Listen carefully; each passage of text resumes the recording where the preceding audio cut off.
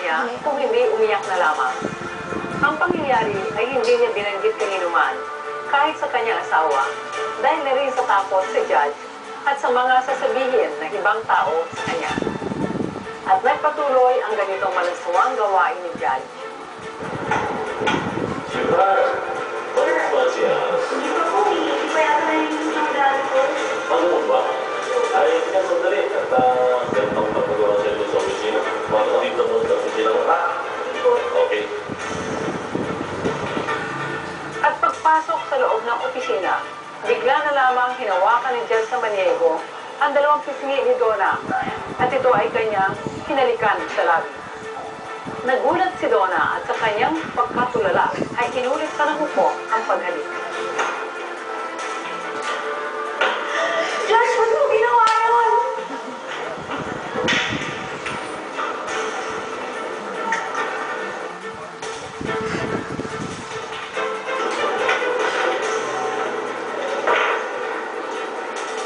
Oh, ito nga. Anong nangyari sa'yo?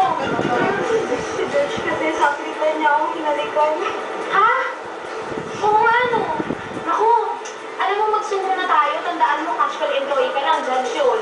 Magsumo na tayo sa ibang empleyado, pati kay Judge Martin. Tanong tayo kung ano dapat niyang gawin. Hindi na gagawin. Tataw mo ang gago. So mga ina, yaman nandito kayong tatlo, anong gusto ninyong mangyari? Mabigyan ng hustisya ginawa sa inyo ni Judge Samaniego? Si Judge Martin, alam mo bang pwedeng isang pagkaso laban sa kanya? Oo nga, parang yes, mga pindiktima na ibang babae sa munisipyo. Pwede nyo siyang sampahan ng sexual harassment sa Office of the Ombudsman at kaso administratibo naman sa Supreme Court.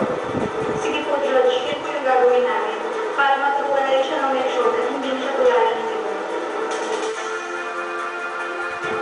Ang lahat ng elemento ng kasong kriminal na acts of lasciviousness na isinampa sa korte laban kay Judge Samaniego na Office of the Ombudsman ay napatunayan.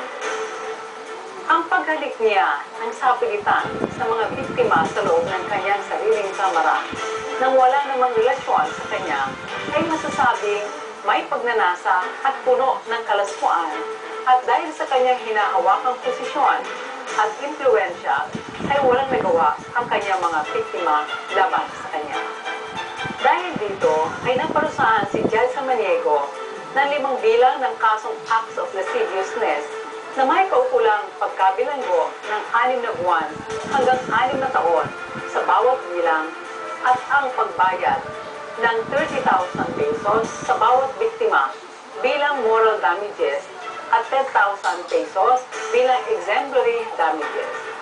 At sa kasong administratibo naman ay napagdesisyonan ng Korte Suprema na tanggalin siya sa serbisyo bilang isang hukom.